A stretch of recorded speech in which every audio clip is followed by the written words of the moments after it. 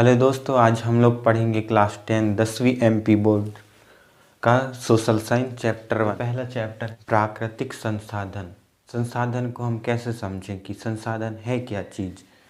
तो जैसे हम बोर्ड में लिखे हैं, संसाधन वह सभी पदार्थ जो मानव की आवश्यकता को प्रत्यक्ष व अप्रत्यक्ष रूप से सरल बनाते हैं, संसाधन कहते हैं।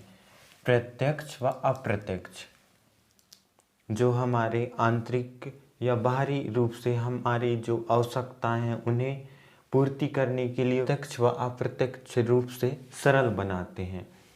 जैसे कि जल हो गया, फिर भोजन हो गया, मृदा, वायु, ये सब हमें हमारे शरीर में प्रत्यक्ष या अप्रत्यक्ष रूप से हमारे जीवन में उपयोग होते हैं और हमारे जीवन को सरल बनाते हैं।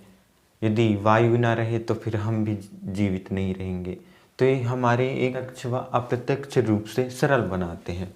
उदाहरण में यहाँ जल, मृदा, वायु, ये सब।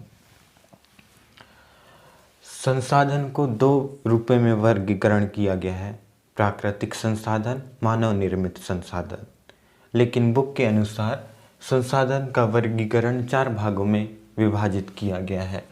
जो पहला है स्वामित्व के आधार पर, पुनः पूर्ति के आधार पर, वितरण के आधार पर, प्रयोग के आधार पर। तो हम पहला देखेंगे स्वामित्व के आधार पर।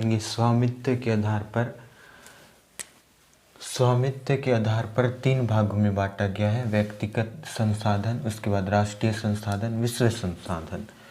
तो अब हम देखेंगे व्यक्तिगत संसाधन। नंबर 1, व्यक्तिगत संसाधन। व्यक्तिगत संसाधन का नाम सुनते ही अपन लोग समझ जाएंगे कि व्यक्तिगत संसाधन है क्या चीज़। व्यक्तिगत संसाधन मतलब व्यक्ति अपने स्वयं के लिए कुछ संसाधनों का उपयोग करता है, उसे व्यक्तिगत संसाधन कहते हैं। अब हम देखेंगे दूसरा, राष्ट्रीय संसाधन। राष्ट्रीय संसाधन वह संसाधन जो किसी राष्ट्र या देश के लिए उपयोग करता है। उदाहरण के लिए सैन्य शक्ति। अब हम देखेंगे विश्व संसाधन। विश्व संसाधन वह संसाधन है जो विश्व के कल्याण के लिए उपयोग किया जाता है। अब दूसरा देखेंगे पुनः पूर्ति के आधार पर। पुनः पूर्ति के आधार पर हम सबसे पहला देखेंगे पुनः पूर्ति योग्य संसाधन।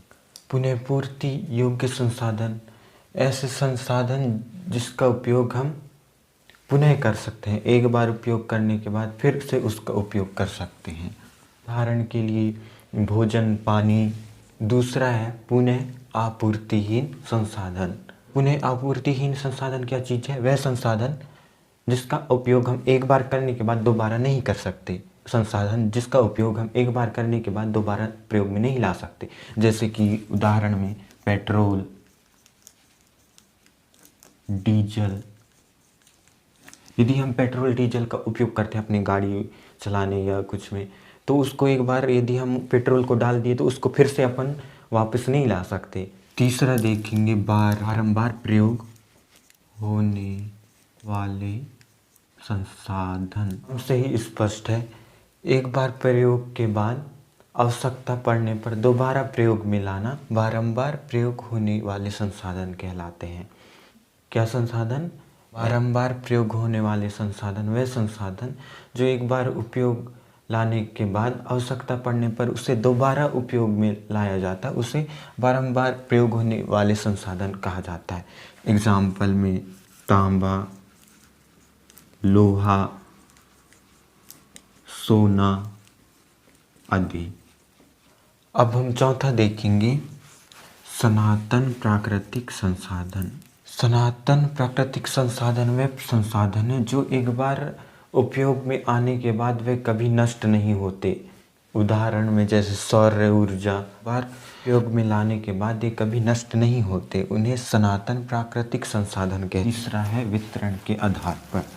वितरण के आधार पहला है सर्वसुलभ संसाधन। यह वे संसाधन है जो सभी जगह आसानी से मिलता है, जैसे कि मिट्टी, जल आदि। दूसरा है सामान्य सुलभ संसाधन। सामान्य सुलभ संसाधन वह संसाधन है जो हमें अधिकांश भागों में प्राप्त हो जाता है, जैसे कि मिट्टी हो गया, जल आदि। उसके बाद तीसरा है विरल संसाधन। विरल संसाधन वे संसाधन जो सीमित स्थानों में पाया जाता है, जैसे कि उदाहरण में है कोयला, तांबा आदि। चौथा में है एकल संसाधन, संसाधन जो एक ही जगह में पाया जाता है, जैसे क्रोमोलाइट ये ग्रीनलैंड में ही पाया जाता है। अब हम देखेंगे चौथा प्रयोग के आधार पर वर्गीकरण। अप्रयोजनिक संसाधन, वर्तमान में उपलब्ध तकनीकों के बल पर भविष्य में जिन संसाधनों का प्रयोग नहीं हो सकता वे अप्रयोजनिक संसाधन कहलाते हैं। अब हम दूसरा देखेंगे संभाव्य संसाधन, संसाधनों का ज्ञान होने पर परंतु तकनीकों की कमी के कारण उपयोग न कर पाना परंतु भविष्य में उपयोग कर सकते हैं, यह संभाव्य संसाधन कहलाता है। तीसरा है गुप्त संसाधन, जब तक किसी भी संसाधन की गुण तथा उसके बारे में हमें पता ना हो तो वह गुप्त संसाधन कहलाता है। Thank you for watching.